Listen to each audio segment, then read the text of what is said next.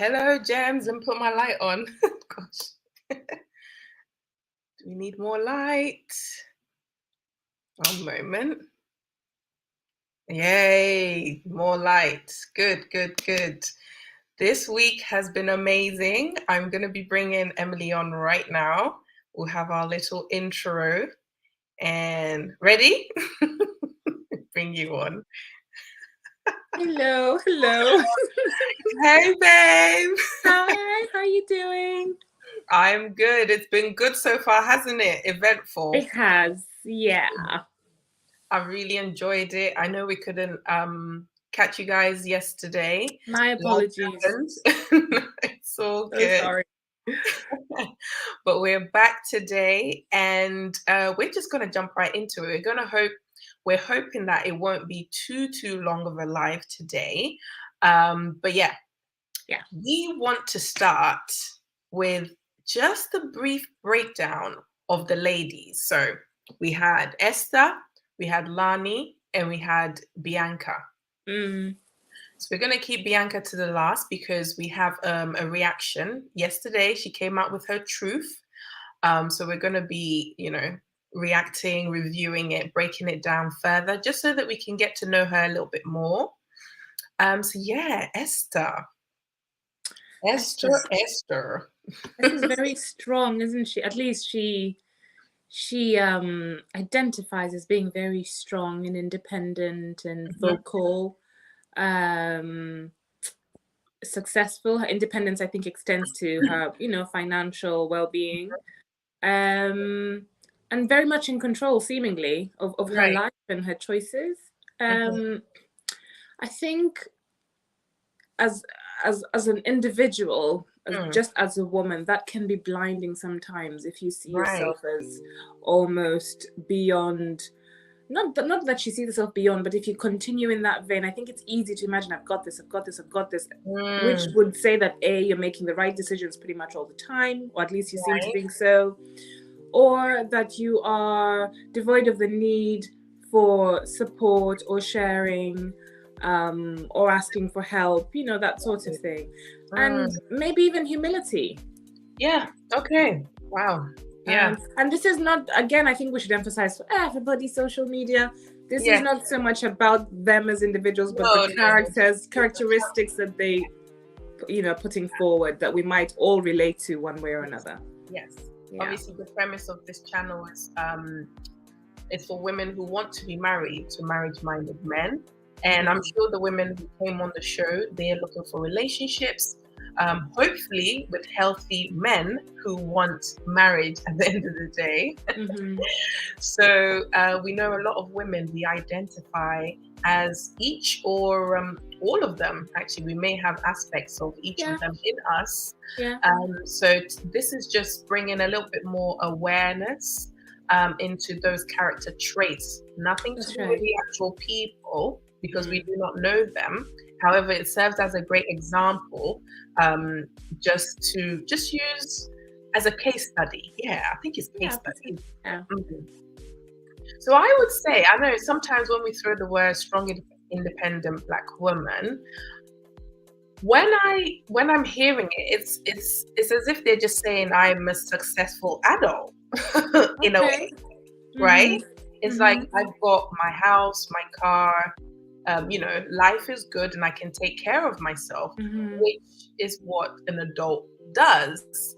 Obviously, not an average adult, not everyone's able to have a house and a car by a certain age, but a lot of women have been able to pass that mark. And I think when we keep bringing it up, like I'm strong, independent Black woman, when you add the last bit, and I don't need a man, I think that's where I have a bit of a problem, because it's like, okay, then why are we talking about it? That's very interesting. However, if it's like I'm a strong Black independent woman and I'm not talking, stop, then that's fine. You can sit somewhere. But however, if we're screaming this, in my mind, I think under all of that, we want to be praised or acknowledged or validated in some respect for our achievements. And I don't think that's bad in and of itself. However, it can get a bit blinding for us, and it can distract us, especially when you come into the manosphere and realize that women and men, our values are totally different. You know, what men place value in is totally different from what women place value in when they're looking for a partner. So yeah, I just want to throw that one in there. I don't know. There is actually scope for a whole episode on this. You're right. I feel that there's so many ways. Yeah. There's so many more things that we could say if we weren't pressed for time as we are. And maybe we can pick it up some other time in the future. And then cover it. But I pick all the points that you're saying. I also think that it is again, given the context of the type of woman that you would be addressing, it is counterintuitive to identify and to live in that space if you're looking to partner with a man of the same thinking, particularly because I think your role in that partnership on average is one of softness. Yes. Right. Yeah. It completely goes against that and creates a kind of fiction or creates a hurdle for you in that path. Yeah. In our own way, isn't it? Yeah. So it's something we can yes, we definitely unpack at some point. Yeah. Lani. Oh, Lani, baby girl. I've been I think I've been pleasantly, is it surprised? I don't even think it's pleasantly surprised. I would just say I've enjoyed watching her because I didn't know much of her before. And you know, when you see the image she presents and how she portrayed herself on the show, I think it did her a bit of a disservice. I think she did a great job on the show. However, from what Esther was saying about how she carries herself online, it's like, okay, these are like two separate people, maybe? I don't know. I felt like she was quite well spoken, and when it came to areas where she knew were her weakness, she was able to put her hand up and say, it's because I was insecure, that's why I did X, Y, Z. Right. Necessarily because I'm trying to justify it, but I am letting you know, when I was insecure, I did realize I was doing things. And I really appreciated that about her. Yeah. It's probably her most endearing quality, isn't it? That she's, like I said, I think she wears her heart on her sleeve. She's very transparent. So you get everything. You get the good, the bad, the ugly, the insecure, all of that. Whatever she's going through, she's going to present. She almost seems to be completely unpretentious in front of the camera. You are getting an authentic human being, right? And I think that is her star quality.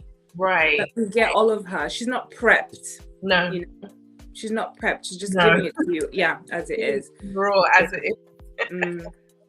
Yeah. But how that ties into the the search for a partner in a marriage. Really, for me, I see that Lani, there's two things. One, not her again specifically, but the character that we have seen.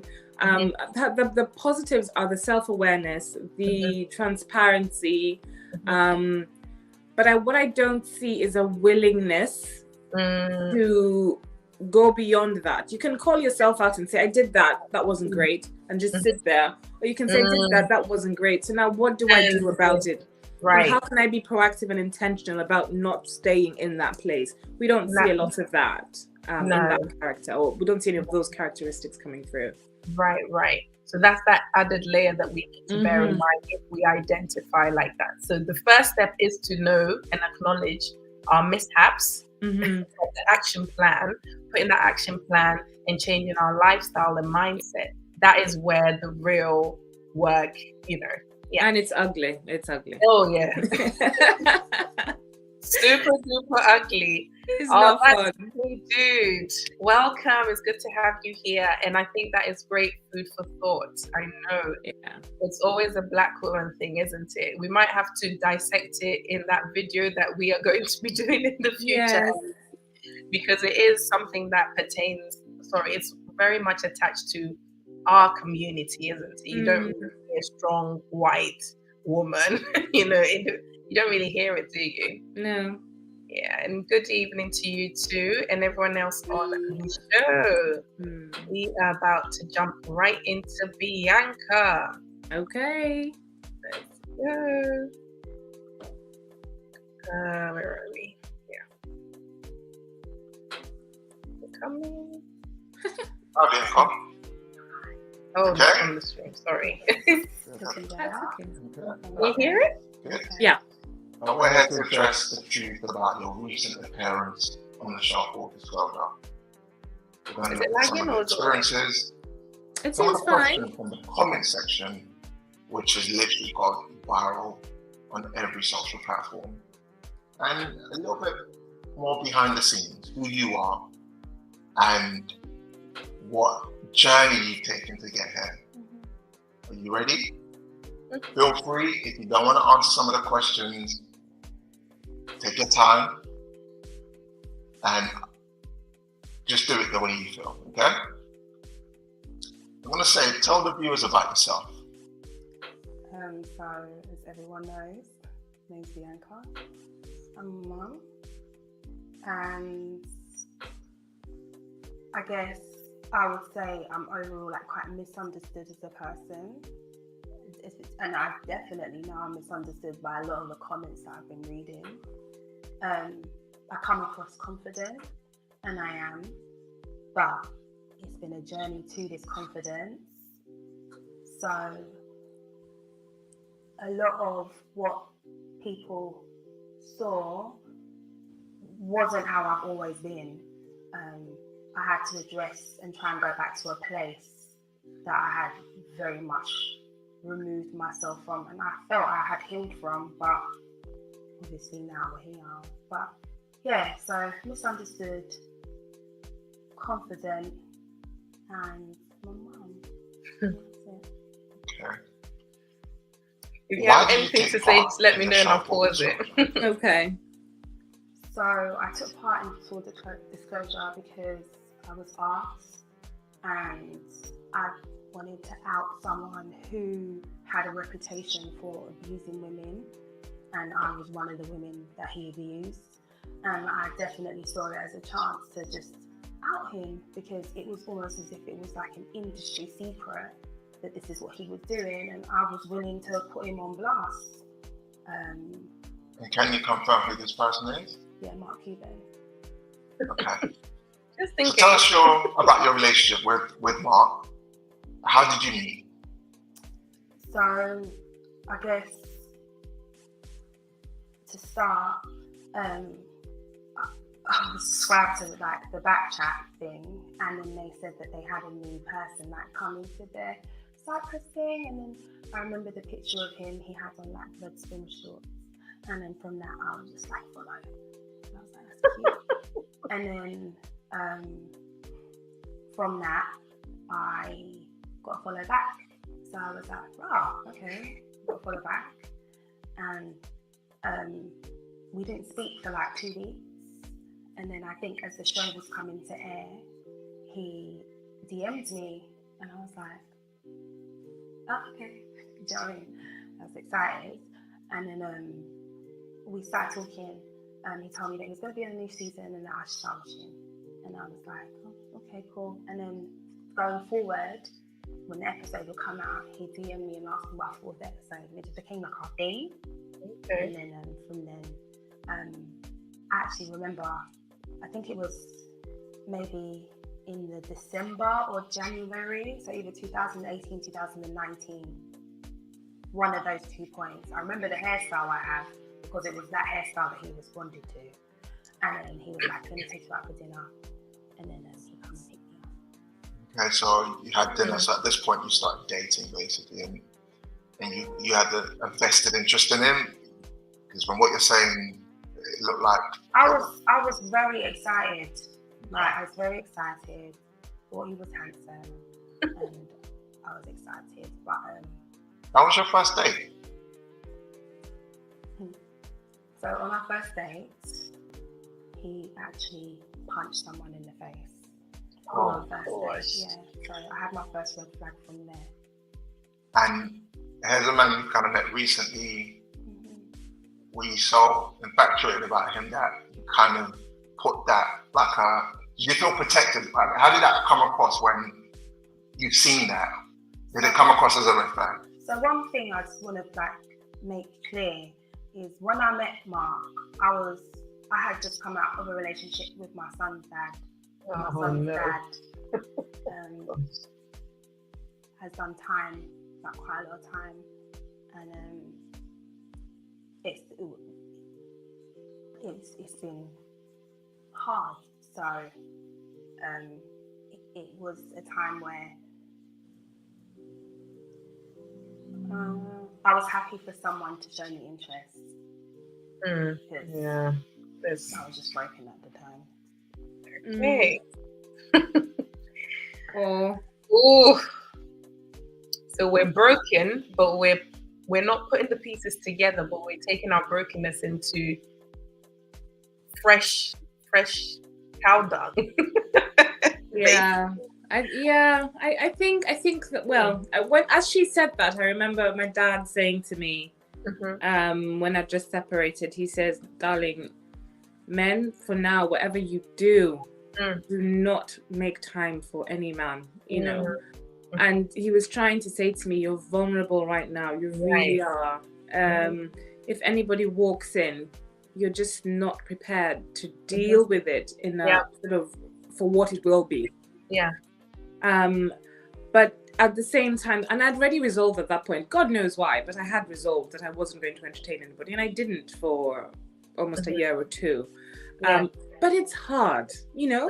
It is so hard when you're in that place to either reject anyone or to actively not seek anyone, because really I feel that what you're going through is sort of a rejection, or like you said, just a brokenness, and nothing feels as good as someone sort of either wanting to put you together or sort of holding you together or just being there.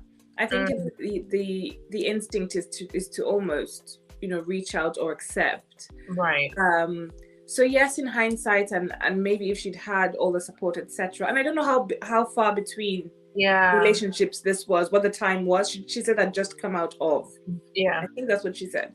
Yeah, but I still at this point really empathize with Bianca. And I can see that if I had been her friend, I would have encouraged her to take time off. I would have done. But by the same token, I can see why she ended up where she did. Because when you're in your most vulnerable state, that is when any type of attention, any type of validation, it's like a dopamine rush, isn't it? You automatically feel seen again, you know, accepted again, valued again.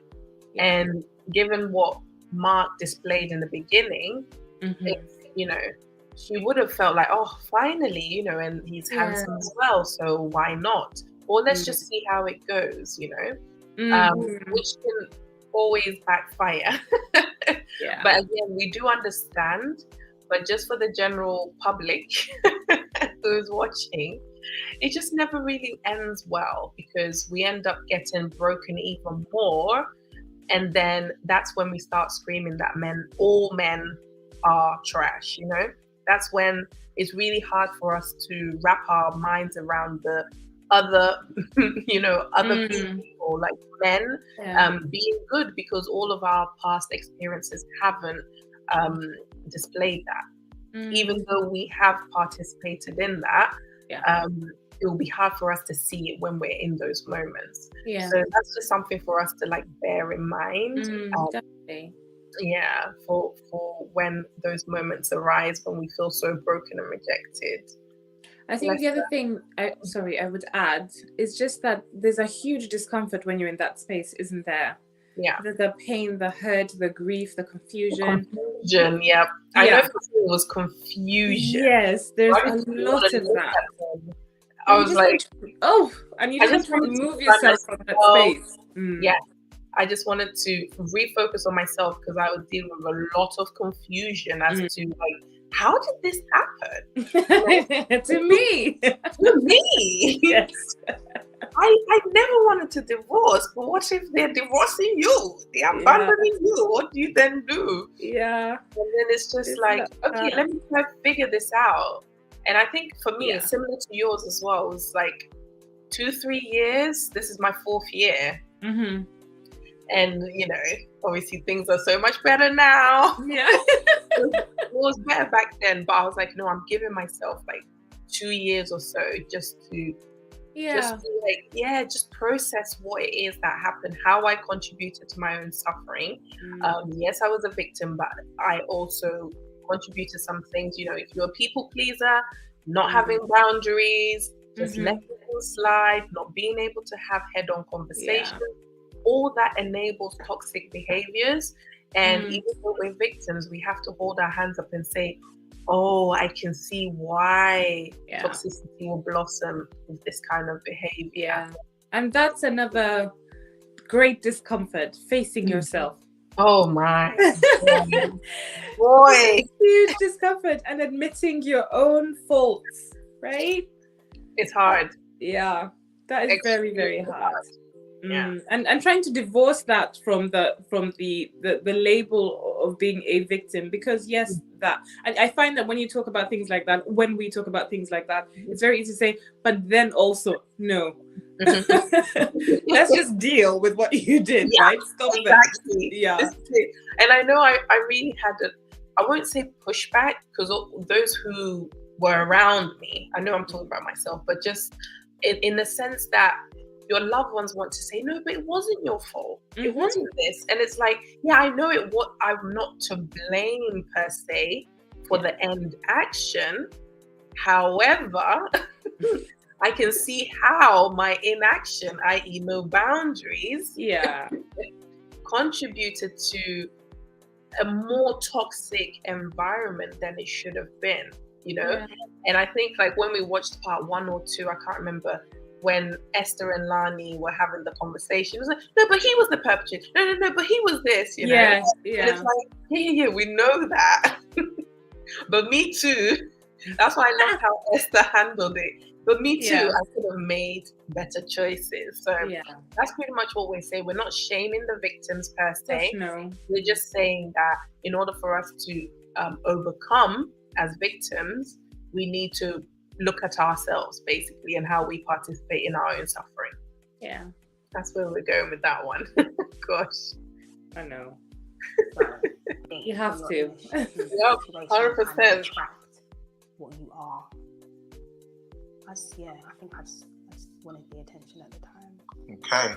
So you're now seeing Mark talking regularly. At what point did it become official for you that you were an item, you're his girlfriend or he's your boyfriend? So there was, I wouldn't say like it was like you are my girlfriend. Yeah, there it is. I would be referenced to as his girlfriend, and then I think what solidified it was he invited me to a family funeral.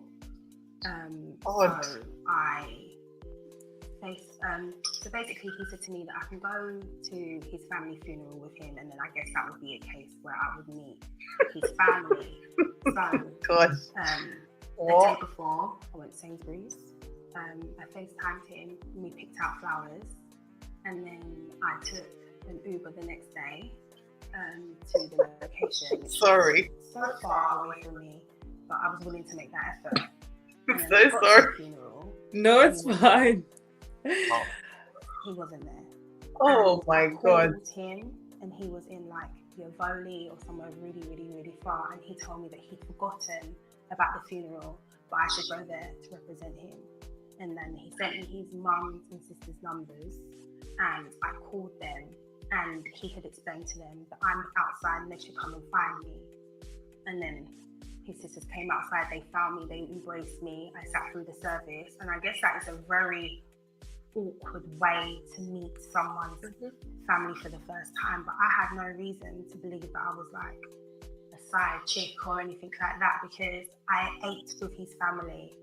He's picked my son up from school. So for me, you were doing all the things couple. What? Yeah, I know. You did what? No. The lesson here, I think we mentioned this the other time. Just go straight into the lesson, because I'm not even going to dissect that one. Doesn't have that conversation. What are we early on? Have it. What she did there is something lots of women do. And I might have done. My ex-husband and I didn't do that. We actually had the conversation, even though we did have an awkward period. We'd spend some time together. We're spending a lot of time together.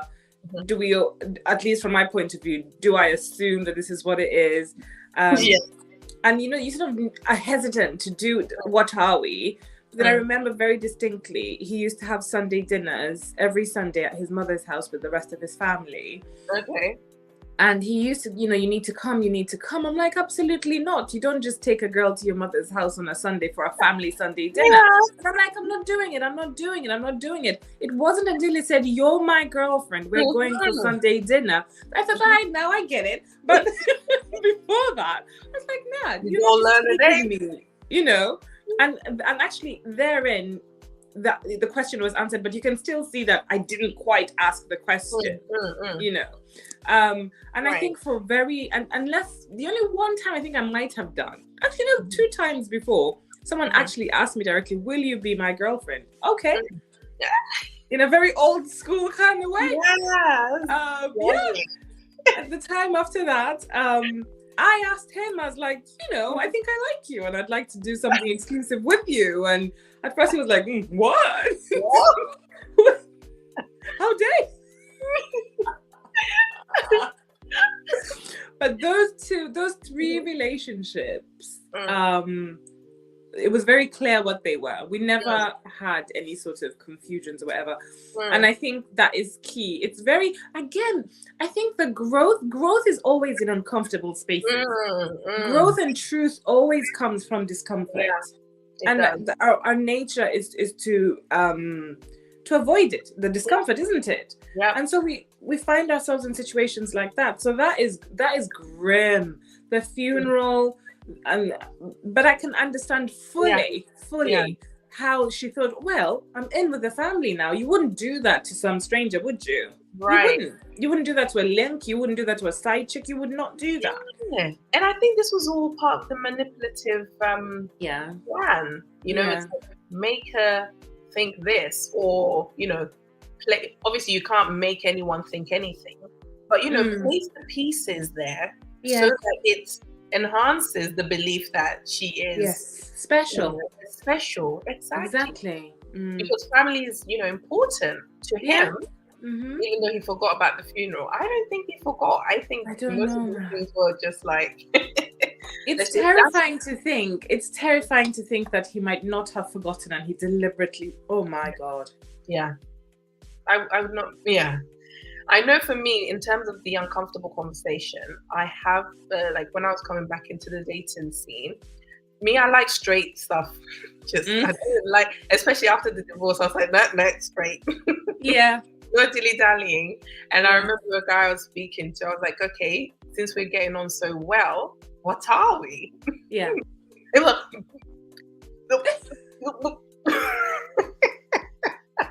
and it was kind of like, basically the long story short was, I think we should be friends. Okay. And I was like, meanwhile we'd been speaking for so long, and it kind of was like we were exclusive. At least I was giving him my time, and my time is super, super precious, and he was giving me his time, and we had very great conversation. So I thought, okay, cool. So when he said we can just be friends, I was like, okay, well, I have developed a lot of feelings for you. So I'm going to need you to allow me to go and process those emotions so I can come back and see you just as a friend. So I articulated this to him. Normally I'd keep Wow. it in mind, but I was like, I'm just going to let you know that when I do disappear, it's not ghosting. I'm letting you know that in order for me to see you as just a friend, because I have all these emotions, I'm going to have to process it in my own time, and I'll be back. Can you imagine? The following day, she hasn't messaged me. She hasn't messaged the following week. And I was thinking to myself, how long do you think clear? I was clear. It's gonna take me time. But I think like the way he was behaving a couple of weeks after in that, it made me think that he said it to see if I'd chase. Yeah.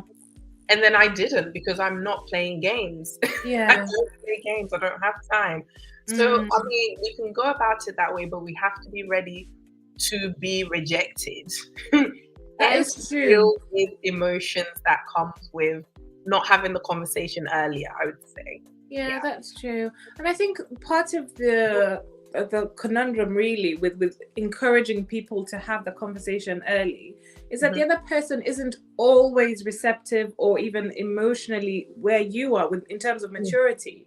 So here you are being clear, you know, and honest and, you know, progressive in your conversation, and the other person is playing games. You can't you can't always account for how that person is going to be. But I do think that you can't. But that in of itself is a sign as well. Is a clear sign as to whether or not this is something that you want to go ahead with.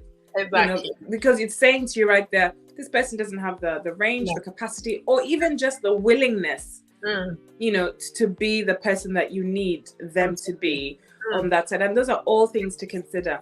I find often that when you say this to people, they're like, oh yeah, you're just saying no. There's a clear awareness that the other party has to reciprocate, you know, the energy, the intelligence. And when I say intelligence, I just mean, you know, sort of emotional, social intelligence to pick up on your cues and your clear statements and give you back at the same level. If that doesn't happen, you know, you take it from there as well, but it's always to your benefit to be clear about that.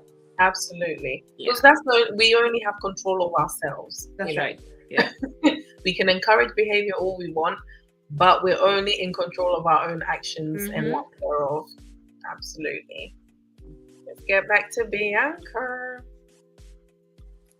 Good. Absolutely. Yeah. We went on a trip to Wales, and we done and he always made me feel like if I went to these events and stuff, like I'd always be on a table, or I would always, he welcomed my friends, his friends didn't know who I am, so I just never had. There's an aspect of where he showed keen interest and also responded by taking care of you, or no, he didn't take care of me. No, he took money from me. Oh lordy. But he pretended that I had a position that I didn't have. Oh, okay. Yeah. So at which point did you realize that you were in too deep and this isn't what you signed up for, in terms of now you're seeing red flags, now you're a little bit anxious, you're unsettled about certain things? At what point, you know, let's say timeline, 6 months in, a year in? I can't give it a date specifically, but I would say very quickly in, he started to show me aggressive, abusive traits, especially in how he spoke to me. So, for example, one time I went out with my girls and I lost my phone. Now, that day he had asked me for £20 that evening, but I lost my phone, so I couldn't send it to him. Oh gosh. When I finally got a replacement phone, the length of abuse I received for not having my phone, he blamed me for losing my phone and said that my behaviour was sloppy. And then he blamed the people. He blamed. You want to take? No, I'm alright. Sure. I'm actually alright. But yeah, so I think it started with the blame. Right, okay. It started with the blame. So like everything was always my fault.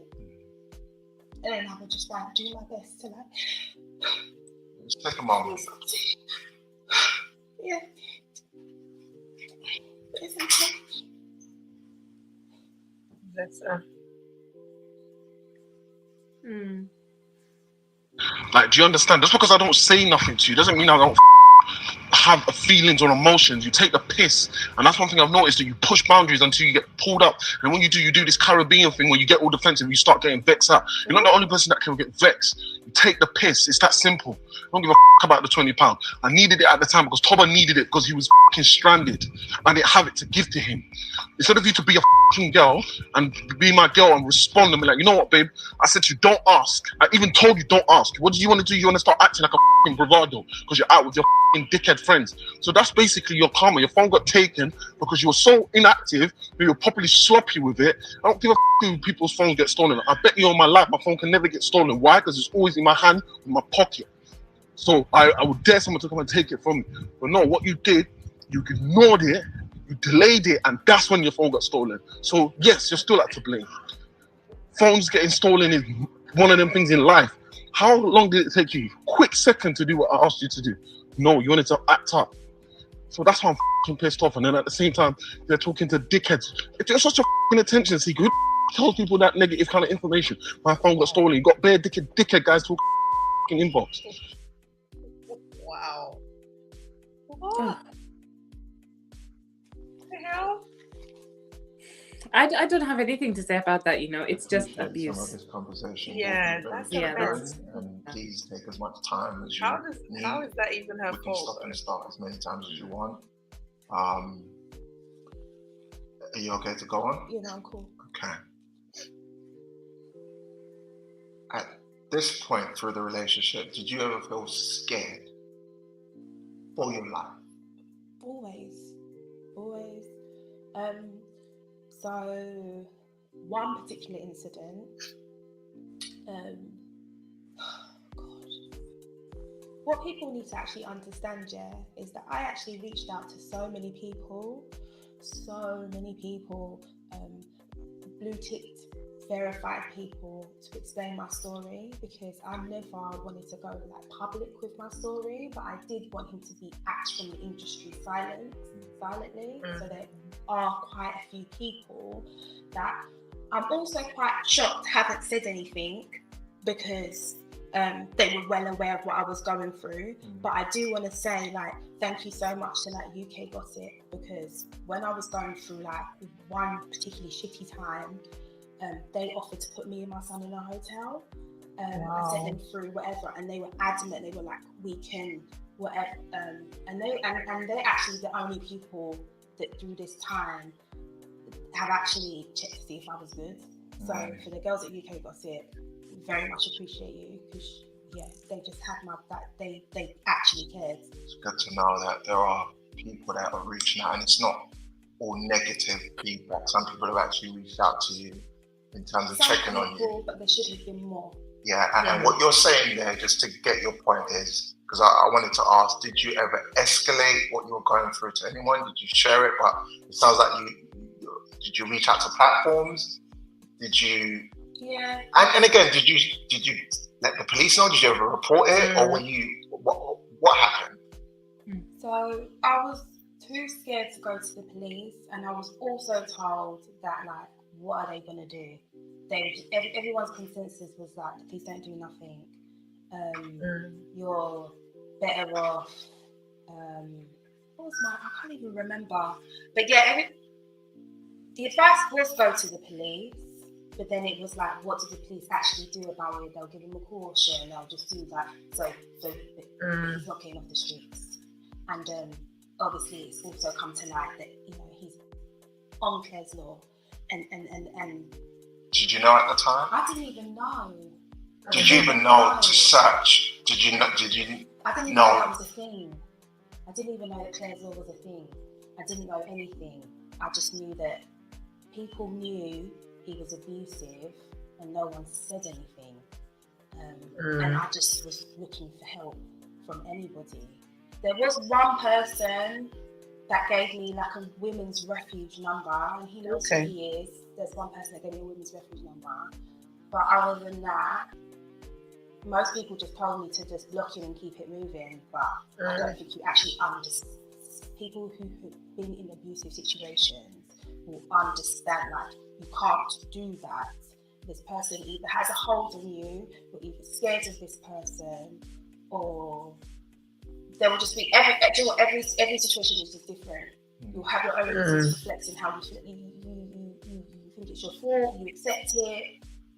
The person gaslights. There's so many levels to it. But my primary reason was that I genuinely didn't think the police would do anything, and I also didn't know that he had history. Yeah, and going off, as you mentioned, we're talking about how afraid you were. There's a part on the show you mentioned him telling you he was gonna, in your words, lick down your door. Yeah. And he was outside, and you thought maybe he also had acid in the car, like he was gonna. No, he told me. He told you that. He told me there's acid in the car.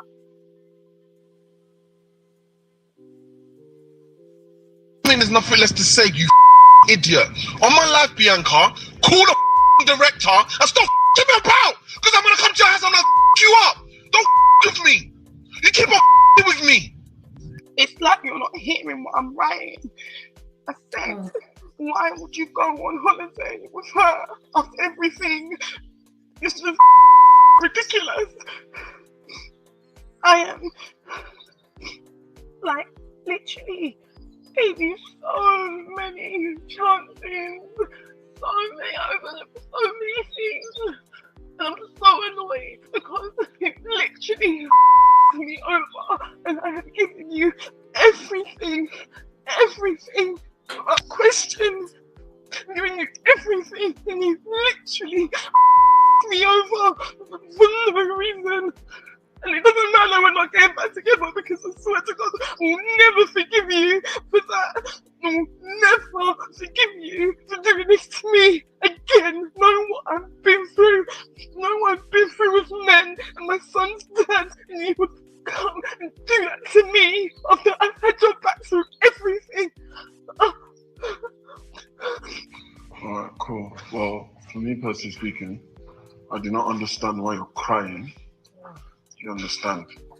For me, like, you're trying to do some investigation or some timescale things. You know when you know what baffles me about you? Them screenshots, there's dates to them. You know? I don't know what you're trying to do with your silly friends, because everybody else that knows I'm here knows I'm here for what reason I'm here for. Now, you came with this whole talk about, why am I lying? Why am I crying? Like, what are you talking about? You're talking about a thing. Contact Clinic Hub. Like, I don't understand. If Esther wants to get, you know what's so mad? Like, mate, I break everything down to you, and yet this is the answer that I get. It's so boring. It's so boring. I can't be bothered to deal with your insecurities. It's too much. It's too much of a weight on my life. Do you understand? I tell you everything, things that you shouldn't even know, yet I get drama. So what's the point then? Like, if anything, what I would say to you is just, do you, man? Like, talking about man in Dubai. What the f*** are you talking about? Have you ever been Dubai? Have you ever been Turkey? No. You're going on videos. I sent that video to 5 different people. Like, mad. You're mad. Wow. Even my own cousin. Do you know how many girls have chat shit? Oh, where are you? I'm thinking, like, do you think you're the only person? I don't understand the way you move, man. You make some wild statements and then you're crying. Sell the t-shirt, be done. I'm not really interested in drama. Okay, I'm online, obviously, looking at the response to that part. I think that is gaslighting, right? I don't know if you've seen the gif of the girl that's holding a petrol can and a lighter with a maniacal look on her face, right? That is terrible. I've not seen, I mean, not that I'm privy to lots of incidents of gaslighting, but my goodness. Yeah. She is broken. And his response is to make her feel like she's making shit up.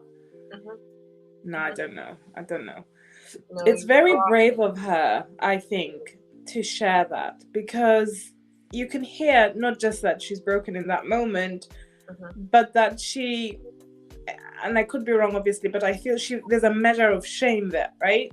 She has given everything. She's recognizing that she's gone over and above what would be you know, I suppose equal to anything that he might have given or might have promised to give. And that makes you feel stupid, doesn't it? You feel shame. I've given you everything, and you've gone and done this thing, and now you're telling me A, you're not there, B, she's with you but she's there for different reasons, C, go and call so and so because how dare you move silly, what? That was really difficult for me to listen to the first time, and even this time around I still find it incredibly difficult to listen to. I don't know that there is any advice or lesson here that I can pick from that particular portion of what we've watched.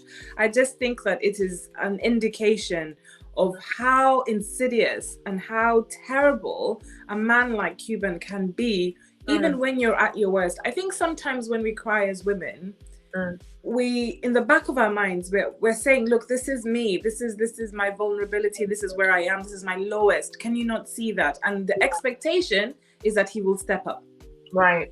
Because he's seen that rawness, that hurt, that pain, that truth, and that his human reaction will be to protect and love and cuddle. But I think what we've seen there is that not everybody has that. Some people will give you the exact opposite. Oh yeah. Like I learned the hard way as well. So I really emphasize with Bianca in this setting, especially. Like, this was quite triggering. Yeah. And like, while she was saying I've given everything, the advice that I will give to women, because I wish someone had told. Well, I realized I said that, and when I did say that, similar to what you were saying, that you've just given so much, and you're wondering, like, how is a human being unable to understand that this is a moment where you come in and reciprocate and comfort. And the thing is, it goes back to what we discussed on Monday or Tuesday about abandoning ourselves. When we're crying, not physically crying, but when our soul is crying or yearning for that closure and that comfort, what we're actually doing is, because we're abandoning ourselves so much, we're seeking it outside of ourselves. We're seeking it outside of ourselves, and no one can fill that void for us. We need to first give it to ourselves first. And I think, as she was saying, I've given everything. Like, she could barely speak. In those moments, what she's doing is crying out to herself. Again, attached with a lot of shame, guilt. Like, how did I bring myself back into this? Like, reliving maybe the relationship with her baby father, and even prior ones as well, and thinking, why me? When will I deserve, like, when will I get reciprocity? When will I get someone to hold me? When in actual fact, the hardest hurdle to cross is saying, just looking back at yourself and saying, no, I need to first stop abandoning myself, check in with myself, and then seek that extra external validation after I have found myself. It's really hard. That's why I always say therapy is the first place to do it, because our friends and family can't do that for us. We're all on that journey together. We do need a professional to help us, because it is a very dark place to be. It really is. Yeah. That was very triggering. Bless her. It was very hard. Yeah. I think the other thing to add to what you just said is that we're not saying seeking attachment or validation from other people in of itself is wrong. I don't think so. No. I think that seeking human connection is perhaps the most human thing you can do. But to do that solely without catering to yourself is a problem. Codependency, isn't it? Just constantly chasing for that fulfillment. You give, thinking that is what helps them or empowers them. But there's that thin line between empowering and enabling. The reason why they never reciprocate is because they feed off of your pain. That's it. That's why they started it. They started the fire in the first place. That's how they feed off you. So it doesn't encourage them to automatically say, oh, I need to do better, because you're not an actual human being who has capacity to reciprocate healthy love to you. That's why it doesn't click. That's why it's always toxic, because they actually enjoy hurting you, directly and indirectly.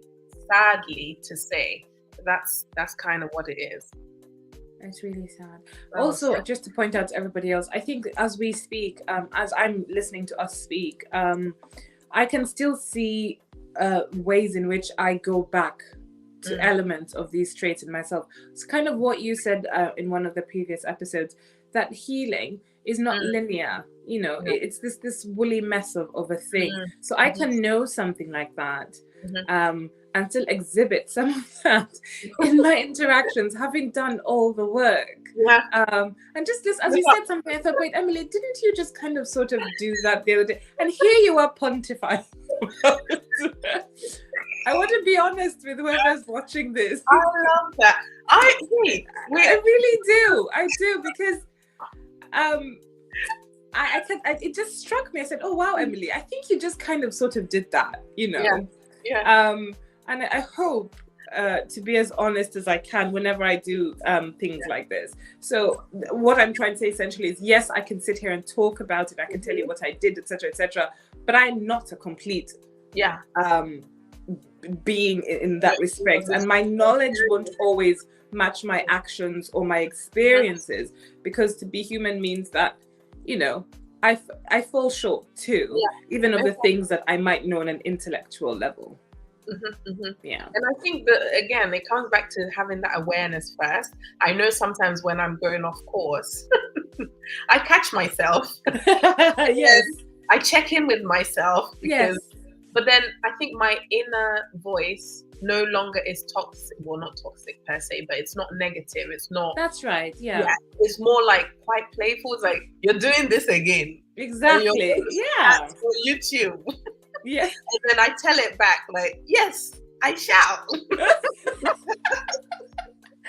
No, that's true. That's true. Those voices, those parts of us, I think it's key to learn to be more loving. Remember when I was talking about interfamily, what did I call it? I've forgotten. Interfamily systems or something? I might be getting it wrong.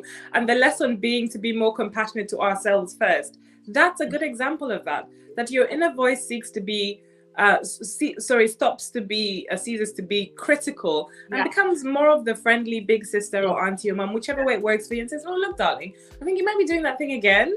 Should we stop and regroup? You know, and that's key for me. That just happened while we were doing that. So much for talking and telling people, Emily, do you not think that other thing was just what are we going to say about that? You know, what are we going to do about that? I think it's healthy to develop that, and it helps me, because now I'm like, okay, so that makes sense. It explains why, you know, such and such and such, and now I think I'm going to have to do that, or I feel more comfortable about a particular choice because that's what that choice was rooted in. You understand yourself better. You're more comfortable with the choices you're making. And I think it's just overall healthier. There's growth, etc., etc. And it's just, I'm proud of myself for that one moment. Thank you. Hi, Karen.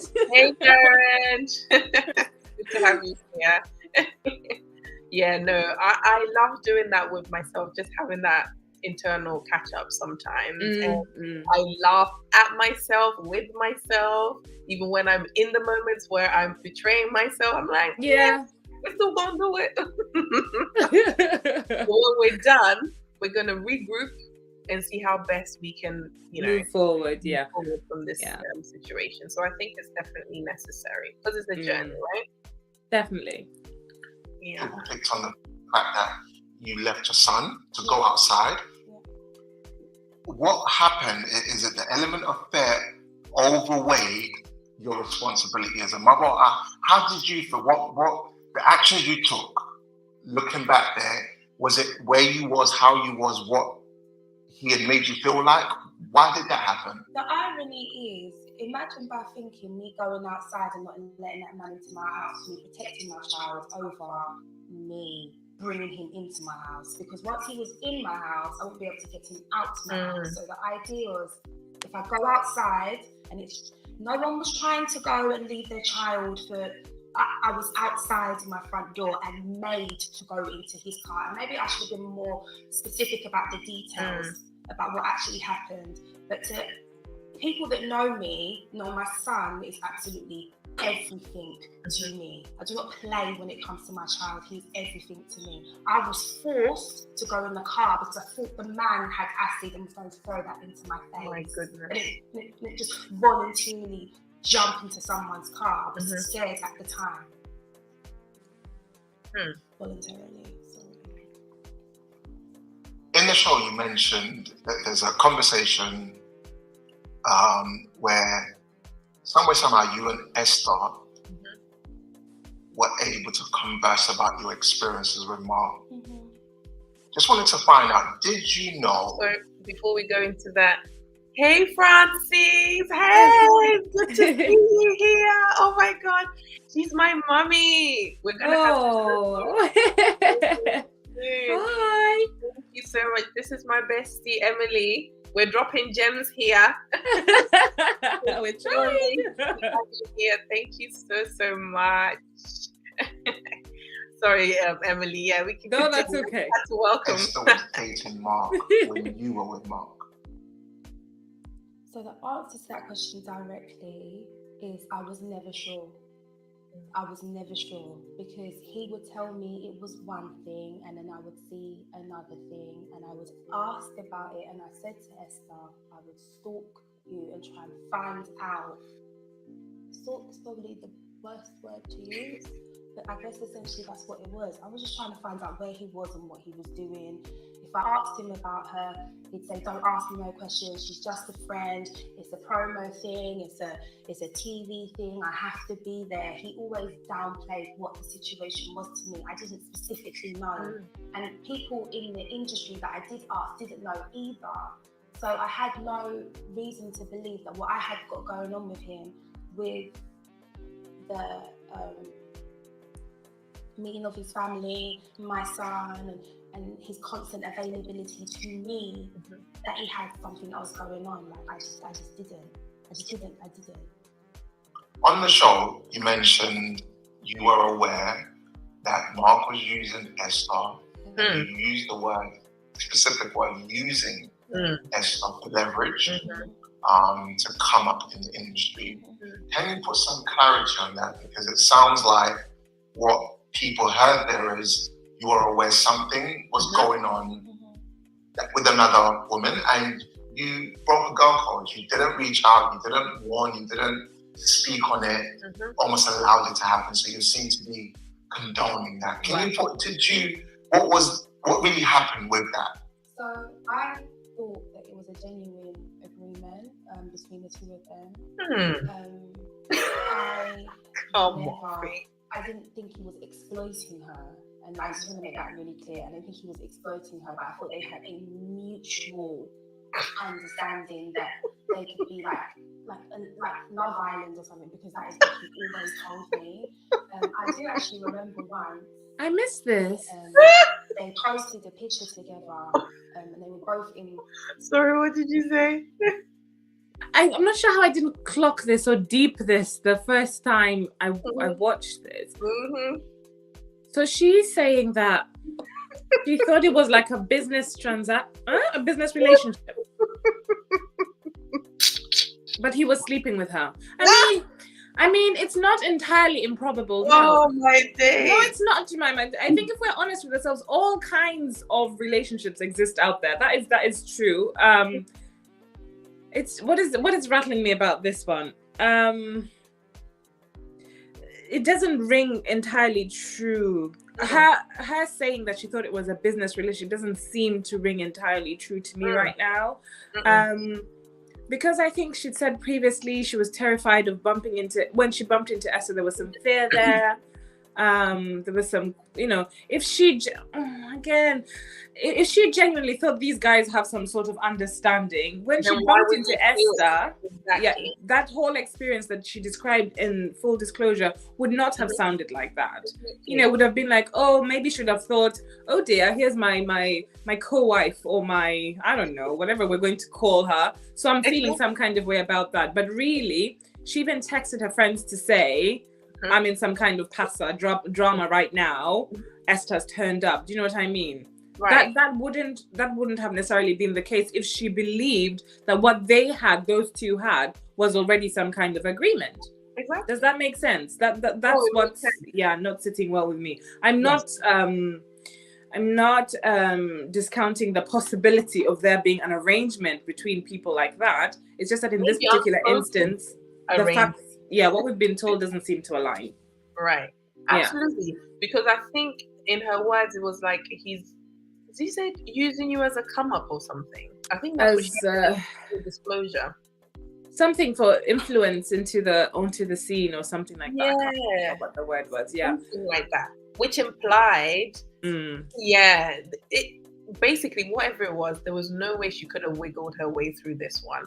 And I wish she had dealt with it better. But this is her. Remember, all of this is her. This is her truth. Yeah. Yeah. And that sit down was 2 years or so ago. And in my mind, this is exactly the same person we saw back then.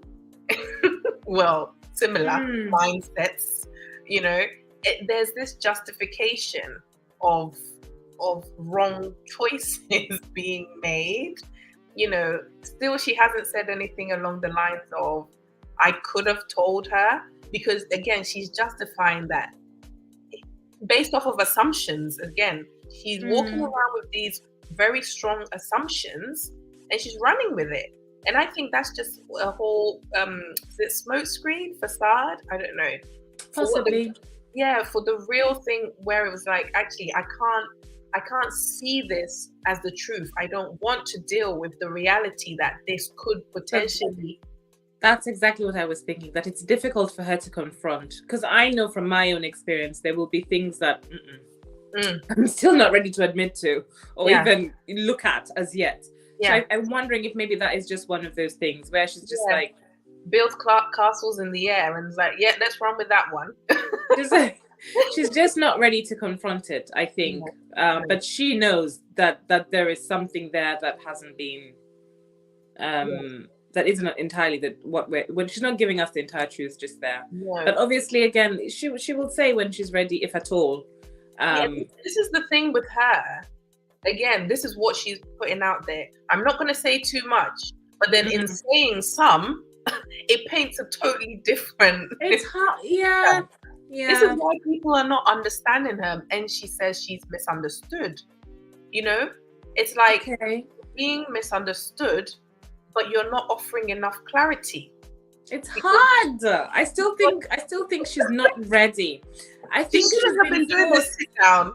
She's been forced. I think her hand has been forced. Yeah, she would not have had the reaction from full disclosure not being what it was. There would have been no need for this. Because I think to her mind, she's like, I'll just go say little bits.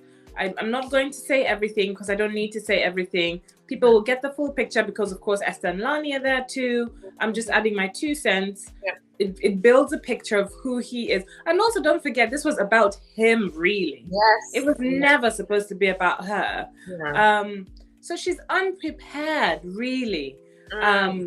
Not just to tell us, but also to go back to where she was.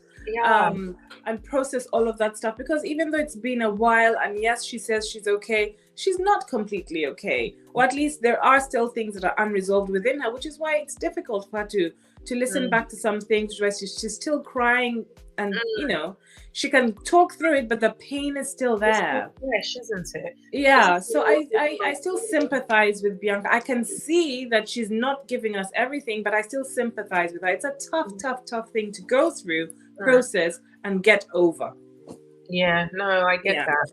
And I think she will be touching on therapy later on in the video. So once we get there, I have something to say. Okay. Right. A red jumper and a trousers, and she's in a red dress. And I asked him to take it down, and he was like, "Babe, no, it's promotion. Like, you understand how it is, like whatever." And I was it makes me uncomfortable.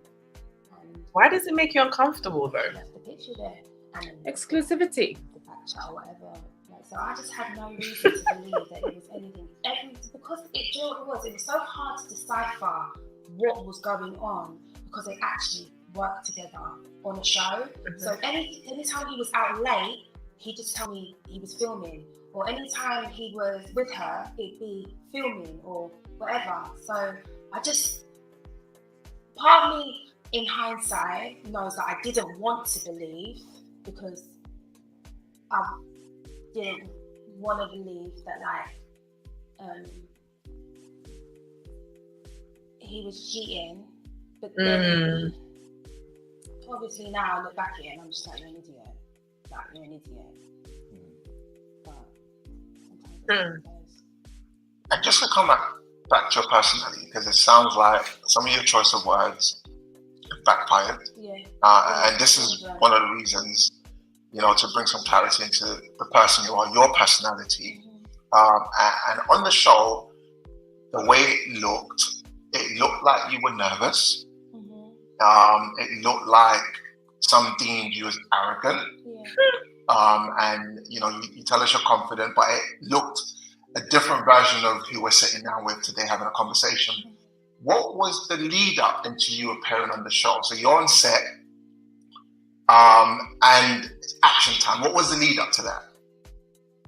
So I just want to make it clear, what I was told would happen and what happened were two different things.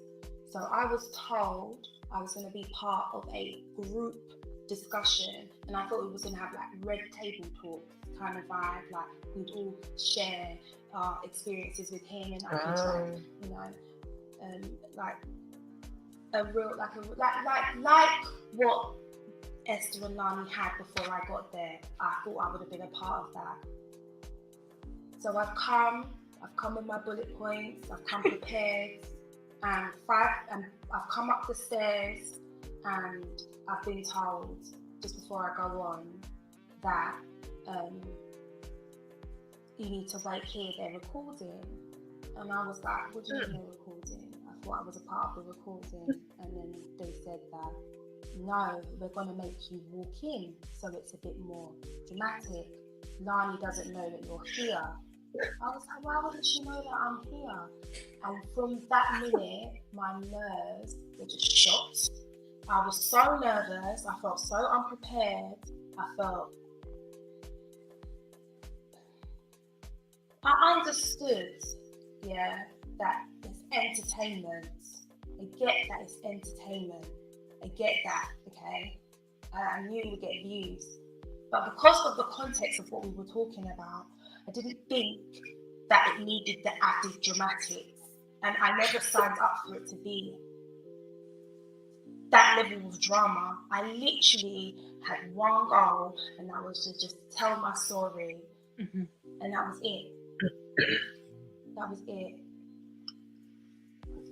Leading up into that, there was a point Esther asked you to share your experiences, and you said, I don't want to put my business, on the internet. Meanwhile, you want to share your story. And it looks like you saying the least, just going back on what the comments. She just done me the worst. Saying the least done me the worst. And the reason why saying the least done me the worst was because I literally couldn't read what had happened before I came in.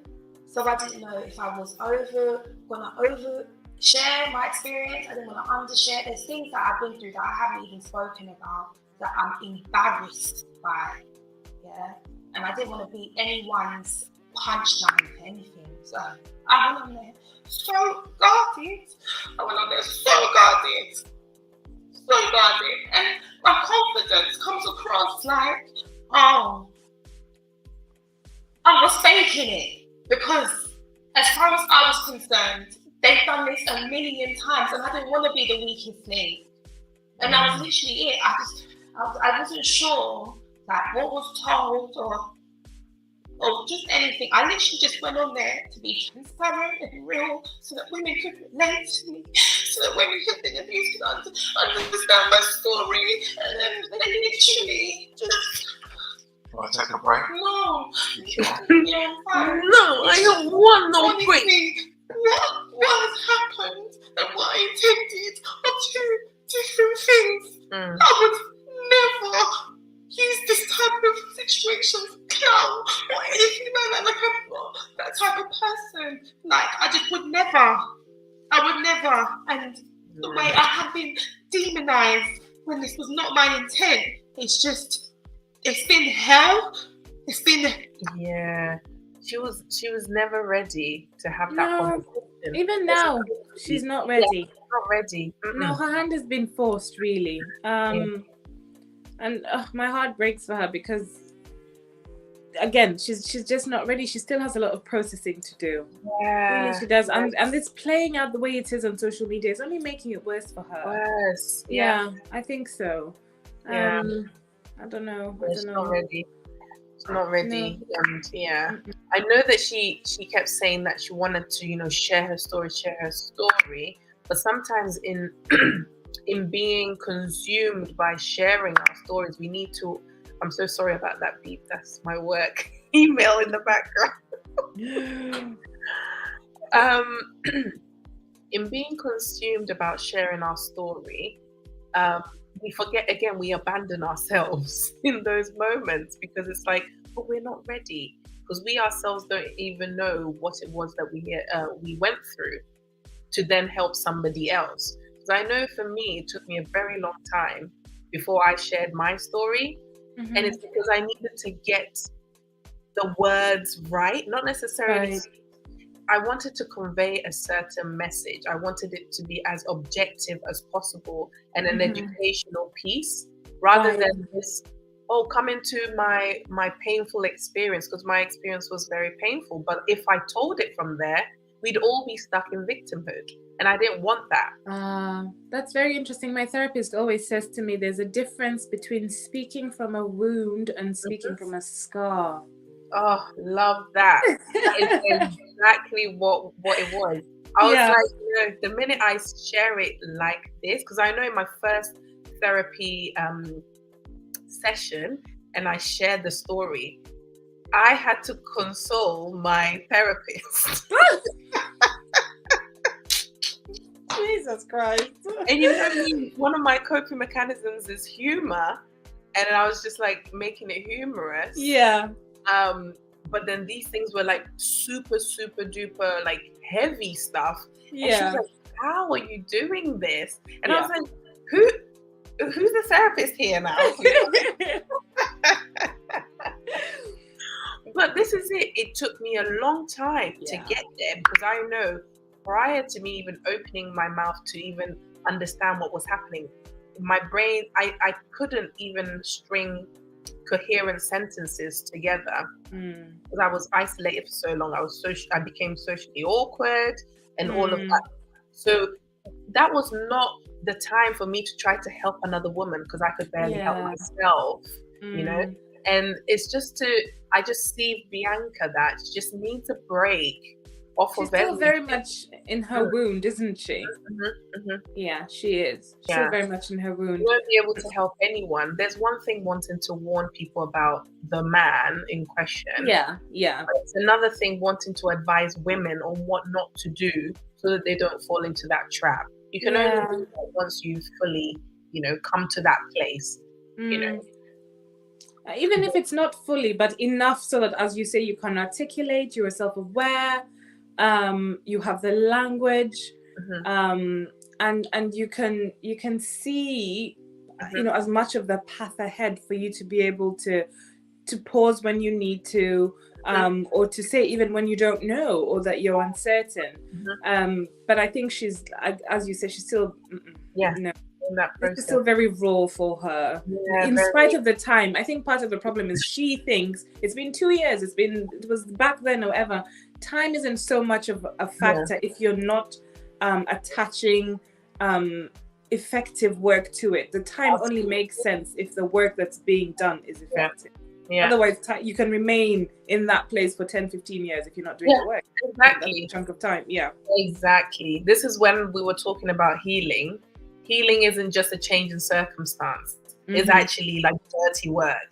It's facing your issues, That's what true healing is. It's not just, I'm no longer in that place. And I think that's this new age healing thing where, well, I'm not in that place, soft life this, soft life affirmations that. And it's like, no. What's King Kunta saying? I'm an assistant manager at Burger King. I find a lot of women are intimidated by my students. Okay, trolling us?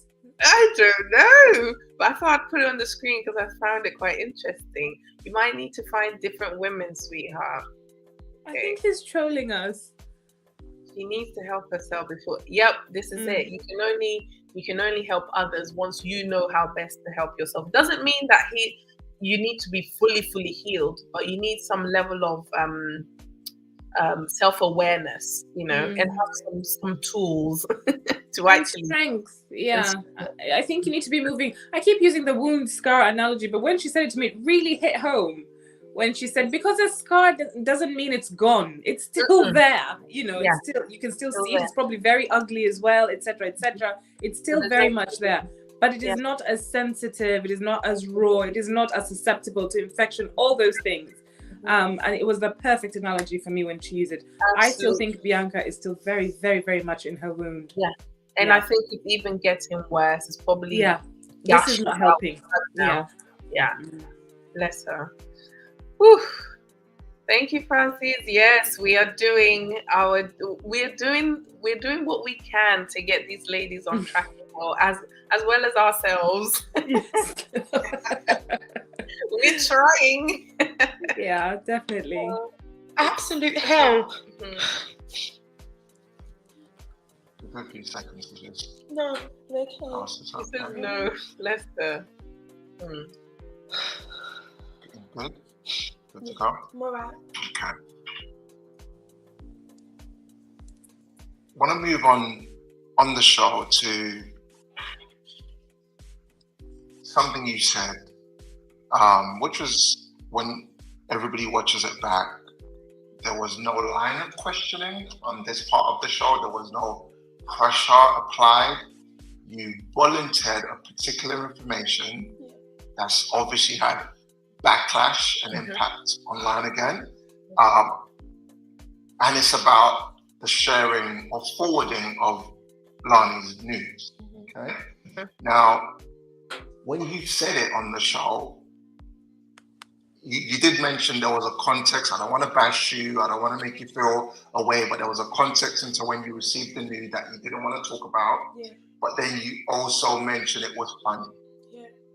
Now, can you explain what you meant by it was funny? My God, if there's anything I regret saying on that show, it's definitely that. When I said it was funny, it was such a bad choice of words. And when I look back on it, I'm just like, why did you say that? I was so nervous and I was so caught off guard. Yeah. Okay. So the reason I didn't mean funny as in humorous. I meant funny as in you had the audacity to send me this picture after you're in a relationship with me. That's where the funny was. Oh, so hold on. That. Oh, so it was Mark who sent the news to her. So I don't understand what she's saying. Yes, it was Mark that sent her the nudes, then she sent them to somebody else. But what is she saying? I don't understand. What? That makes it worse. Okay. I didn't get that the first time she said it. Okay. It was just such a bad choice of words, and I wholeheartedly regret saying anything. I was just trying to figure out if he was cheating. That was literally it, and it was taken completely out of context. But it was my fault, and it doesn't take away from the fact of how I've made her feel. So, what? You also mentioned about the forwarding part of the nude now, because everybody, that's where there is there's a legal issue there, isn't there, in terms of the legality of sharing nudes online. Why did you forward it to that friend or that person? A male friend. I think what wasn't clear and why I said that I hadn't come here to embarrass you was because her nudes were already going viral When I didn't mean to be dismissive when she was talking about it being on Twitter. I don't have Twitter. I've never had Twitter, so I didn't understand the magnitude of what she was saying. So if she had said Instagram, then I would have been like, oh yeah, I feel, because that's the only platform I've ever been on. But when it was Twitter, it was like I couldn't. It came across like I didn't understand the magnitude of it, and now I'm in this position, completely understand where she was coming from and what's she on about? Actions towards her. I've hurt her. What is she on about? Like at the end of the day, I've hurt her. I'm lost. And the apology, I guess, that she got at the time was probably really she must have felt like it was half-assed. And again, like Lani, like I'm genuinely sorry. Yeah, I'm filing that under the reason why things she's not ready to confront. Sorry? I'm filing that under things she's maybe not ready to confront and is ashamed of. She knows she did wrong there, that it wasn't the right thing to do. Does she? Yeah, I think she does. It's hard. It's really hard to maybe it's not for everybody, but for me, around it yet. I don't think her head has wrapped around it, like possibly wrapped around it, because she's apologizing for the word that she used and how. She's also just said there. I think the last thing she says there is to Lani, I'm sorry for forwarding them. I think she says that. I could be wrong. Sorry for forwarding them. Yeah. I think being sorry, recognizing that you've done something really wrong. You've sort of compounded it by misjudging how you've presented it to other people, and then vocalizing your apology in a manner that ought to be sincere, but isn't necessarily coming off as sincere. I think those things can be. It can come off like this. Yeah, and I think at the root of all that, again, it could be wrong, but for me, if someone is apologizing and it's not coming across as sincere to a number of people, I think it's deep down, they themselves haven't understood the magnitude of what it is what they've done.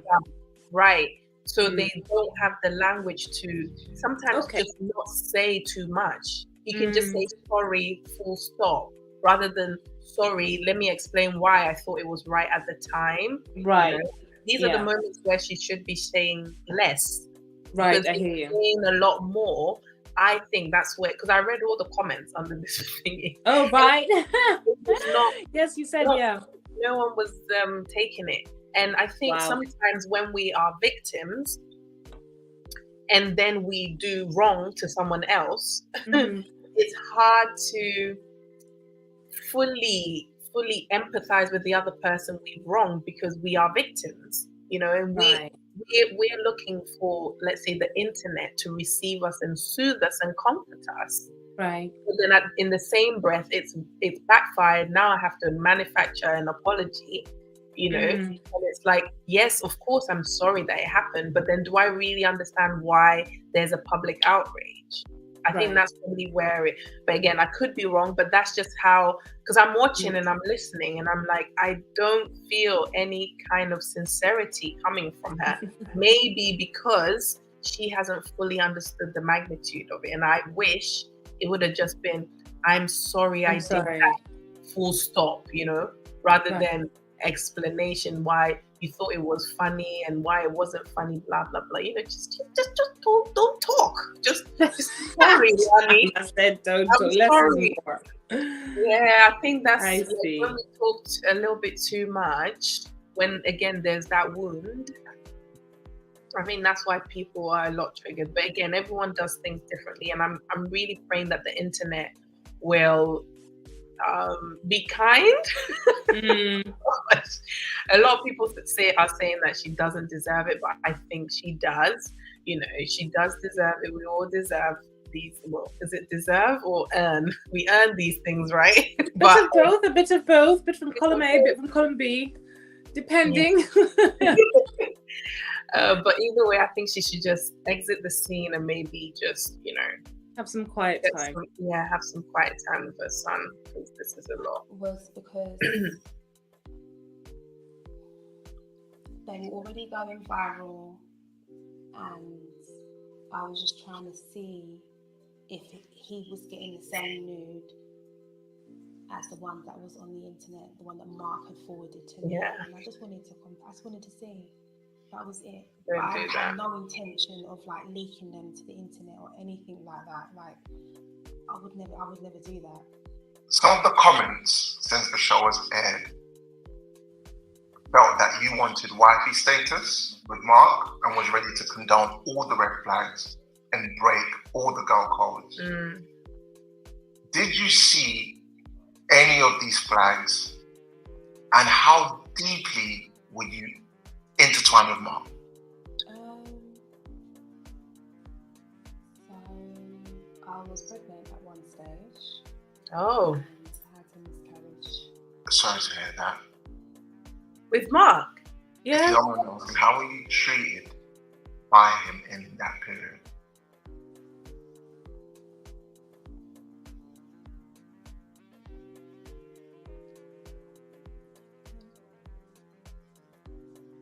Should we move on to another question? Since the show has been aired, everyone can see the comments, the reactions of everyone watching it. At one point, it seems that your name was being pulled up in the comments more than Mark's name. Yeah. And it looks like you've been taking a lot of abuse online. How has that made you feel? And what type of abuse have you received since this? Do you know, I've never suffered from anxiety before, ever. And it has got to the point where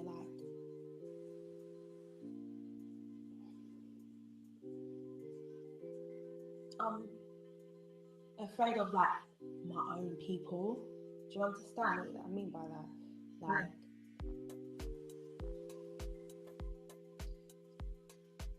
It's so bad that I made my bedroom drive me to work today. I made my best friend drive me to work today because I don't want people to see me, because I couldn't go out on the weekend because I couldn't. My whole bank holiday has just been shit. My friends are constantly messaging me, and I thank God for them, because and you know what? Yeah, I get it. I get what I done was wrong, but I'm just the punishment doesn't fit the crime. Yeah, he hasn't grasped I'm just the outrage. Speaking out as a victim of abuse is never wrong, and I get what you're saying there. And just going back. What did you just say? It sounds like they were threatening. Is it threats or is it? The victim of abuse. I think he said a victim of abuse is never wrong. Yeah, I think he said that. I get where he's going with that. I know what you want to say, but I think we understand what he's saying. Okay. Yeah. So we'll go. Okay. Yeah. Because that's a whole other episode. I have had people saying when I see you, all of these things. And I think the worst part of it is that my friend Evelyn, who was also on Trend Central, she got a text about if you've got mental health, or if you want to have a conversation with a counsellor, I haven't been offered shit, and I probably had the biggest backlash. And I'm not saying that what I said has been warranted, but I cannot believe I've been hung out to dry like this. I cannot believe no one has had my back. No one has spoken up. That's like Paul from Blue Therapy, isn't it? You just know my story. Obviously, my friends. Oh my G, come on. 100K, 150K followers, nothing. Even a simple this matter will be dealt with privately, or just anything to let me know that like someone in a position has me would have gone a long way. But unfortunately, there's no HR of social media, so that's it. Leading on from that, and we know there are so many women that have suffered abuse at the hands of men, their partners. What advice would you give somebody that is currently going through the same thing you went through? Talking to women who are in abusive relationships is literally like talking to a brick wall, because we can't hear you. We can't hear you because this man, and I know it happened with me, none of my friends would talk to me. I didn't have friends at that point. My friends were done because my friends were done talking to me. They tried, everyone tried, but it was literally like, I'm going to sit beside you type of thing. And because I had nobody else after that point, he made sure I was isolated. They isolate, yeah. So I would, my advice, I don't even know, because I don't even know. I can't give people advice because every situation is just different. I just know for mine, I woke up one day and I just had enough. And I had to stick to that enough. And it doesn't matter how many times they call your phone. Like, he used to call my phone until my battery died. He would be camping outside my house. He'd be sending me screenshots of my own house. He would know locations I was going to. Like, it was the begging. He threatened to commit suicide. You have to make a choice when it becomes you or them. And I hope that the women in them situations, they pick themselves. So you've got to come to a point where you stop living for that man and you just pick yourself. And that's probably the only advice I could give. How you go about that is your choice. Have you been able to access any help or support for the damaging things you've shared today, things you've experienced over the years? Have you been able to access any type of therapy? Have you been able to access the right support groups? And if so, would you encourage others to do the same? Do you know what? Yeah, honestly, I just... any of my friends see this, and my friends know who they are. I just want to thank them so much, because for me, I've had the most amazing network of people who have time for me. So unfortunately, no, I don't. I've never gone. I haven't. And probably after watching this, I'm probably gonna have to. But I have solid people around me, so that's been enough. And despite people think I'm an excellent mum, an absolute excellent mum, so I don't know I'm even trying to take that from me. Done a lot of shit. My mother thinks it's something I excelled in. I thought it ended. There's a voice note to play. All these kind of things. I think you're a demon. I think you're a straight up demon. I think you literally come in my life to attempt to it up. For what reason, I don't know. Literally, I gave you everything and literally you violated me on every single level. So I don't even know, like even giving you airtime right now is starting to stress me, because I'm like, I don't even have to speak to you. So what is it you want to do? You don't have to speak to me. What can I ask him, like on the phone? I said, what can I do? You can't do it, Mark. You can't do anything. Everything you have done everything. What more can you do? What do you want? My soul. What do you want from me? You want my soul now? You want my sanity? What is it? You played how many girls? You stole them from how many girls? I'm hearing that you're beating up people. You don't really have a driving license. You met her parents. All this shit. I don't even know you. Whoever you presented yourself to be to me is not who I knew or who you were pretending to be. I don't know you. You are a stranger to me. I don't know you. Everything you showed me was fake. lies and a waste of my time. You almost wasted 2 years of my life, and for what? I have nothing to show for it. Nothing to show for being with you, nothing. You come in to waste my time. So you're still here trying to waste more of my time. What do you want? I'm not trying to waste your time, and I understand. There is no redemption for you. Me and you will never be cool. If people ask me on you, I will always chat shit about you and say that you are not worth anything. You're not worth the time of day to me. I actually see you as an op. You are an enemy to me. I have nothing to say to you. I don't like you. I don't respect you. You are not a man to me. I'm not frightened of you anymore. If you come near my house, I will call the police, and that is it. Whatever you want to say, you can talk between. All I have said is, I don't want to see you on my TV no more. I don't want to see you on YouTube. I don't want to see you on my Instagram. I don't want you to be no type of public figure. You do not deserve that kind of platform. That is the only justice I want. Other than that, your ass is not going on Shade Bar Rush, not going on UK Gossip. I'm not going to be out here starting like a hate campaign against you. I just don't want you in my face. I need to forget that you existed. I know that you're angry. I don't hear what you're saying. Can you just let me speak? Speak. Nobody's saying that, there's a lot about me that's messed up. Yes, I understand that. Do you understand? And I'm going to get help for that. You didn't come in your life to waste your time. Yes, I hear what you've been from, hear what you're saying. I hear the hatred towards me. You know, understand? I'm not here trying to ask you. I'm not trying to bend you. I'm not trying to waste you. I'm not trying to take any more of your time. I'm not trying to take your soul as you go. You understand? I understand that I caused a lot of hurt. I caused a lot of pain, confusion, a lot of lies, a lot of other stuff. What I'm trying to say to you is this: I'm not trying to do that to you. Trust me, I know what this is about. All I'm trying to say to you is that I'm trying to put this right. I don't know what it's going to take me. I don't know how.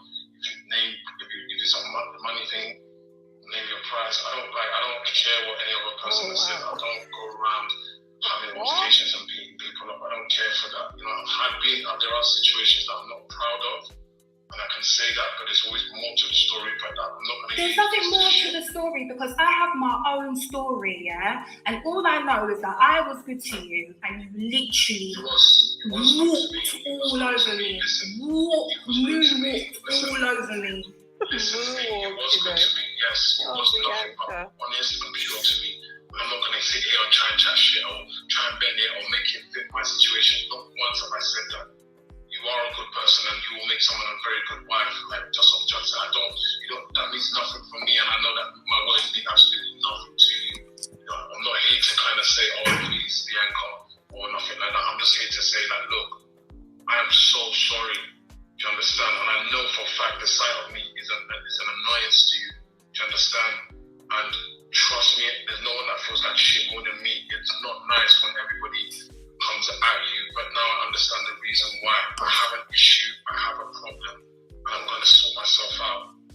That's it. I'm going to sort myself out, and that's owed to me, it's owed to my daughter. And like I said, I've got some issues that I know I've been avoiding for a very, very, very long time. And what happens is that because I don't know how to accept love, that's it. I abuse the ones that love me, and I know that. I didn't understand why. I don't know, but I'm going to find out, and I'm going to sort myself out. You know the extent that you've gone to try to find out or try and understand me, and the problem was never you. It was always me.